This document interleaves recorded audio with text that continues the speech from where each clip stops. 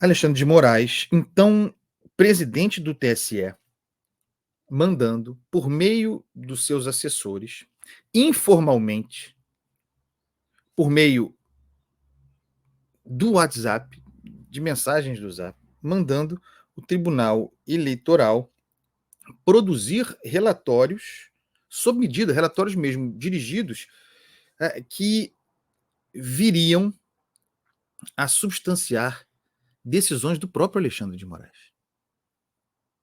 Vou repetir aqui.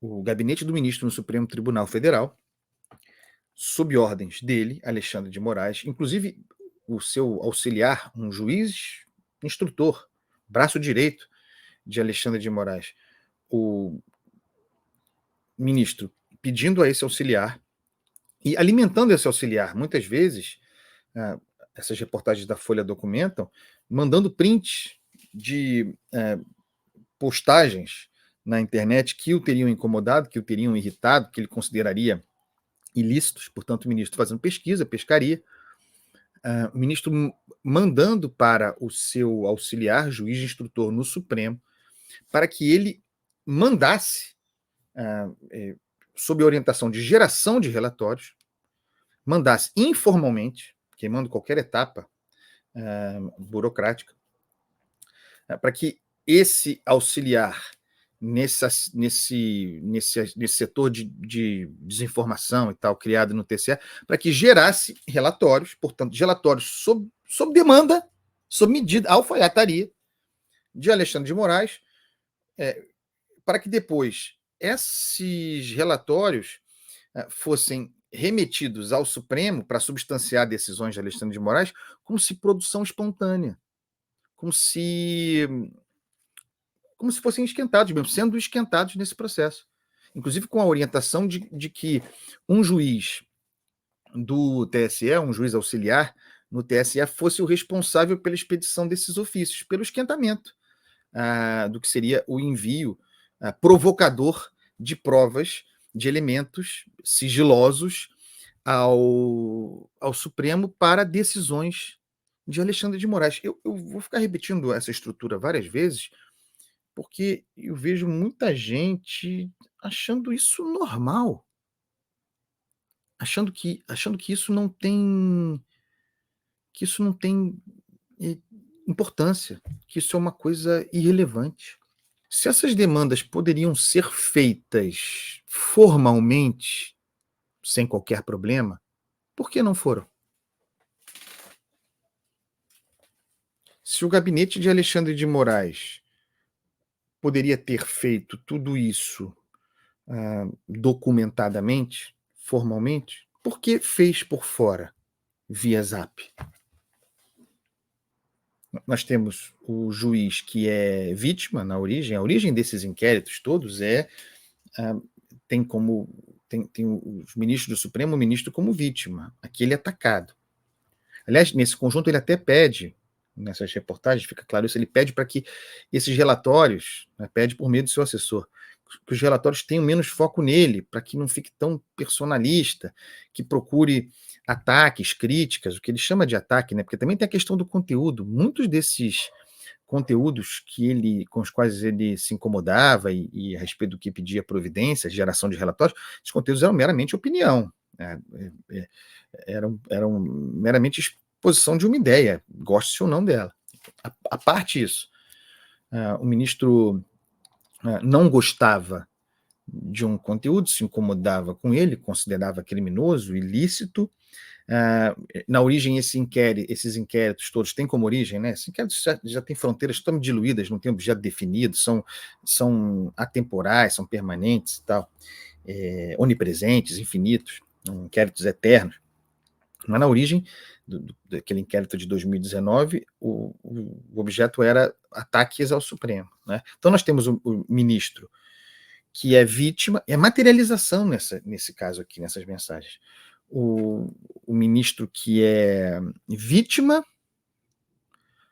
investigador, né? Acusador e juiz.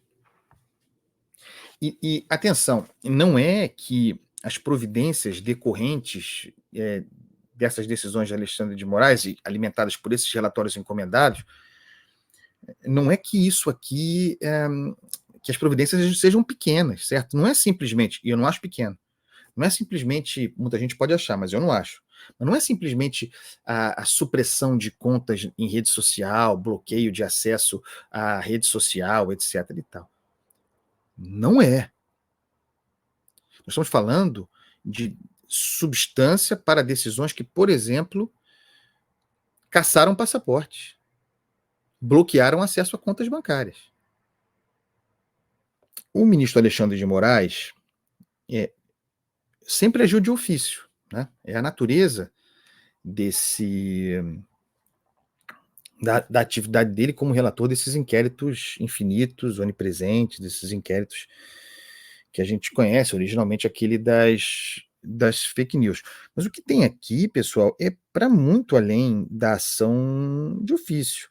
É a simulação, a forja, a simulação de um ato formal para legitimar uma medida cautelar dessa gravidade. É a simulação, a forja de um rito. Qual seria o rito? Estou aqui no meu gabinete, sentado, e aí chegou aqui pelo caminho formal, por e-mail, sei lá, pelo canal formal de comunicação, chega um relatório produzido pelo TSE, no seu papel policial, um relatório sigiloso que elenca um conjunto de postagens, de publicações, de ações que aquele setor de desinformação do TSE considera ilegal.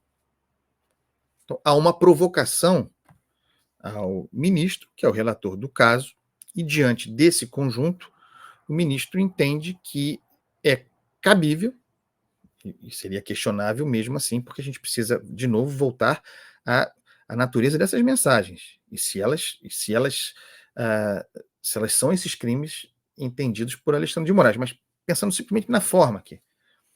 Chega essa provocação ao ministro Alexandre de Moraes, ele avalia esse conteúdo e acha por bem que aquilo ali ensejaria medidas cautelares como essas, medidas extremas. Esse é o caminho. Isso seria o caminho formal. Mas não foi isso que aconteceu em nenhum momento. O que essas mensagens apresentadas pela Folha de São Paulo mostra. Essas mensagens mostram o ministro Alexandre de Moraes, o seu gabinete, escolhendo alvos. Em determinado momento, numa comunicação desses assessores aí do Supremo com o TSE, surge lá, o ministro quer Eduardo Bolsonaro, quer pegar Eduardo Bolsonaro. E por aí vai, nesses termos. Né? Eduardo Bolsonaro, sobre quem só tenho certezas. Mas, enfim, é o nome que aparece ali. E até para que as nossas certezas sejam honradas, o rito, a forma correta, deve existir. Então, merece a atenção devida.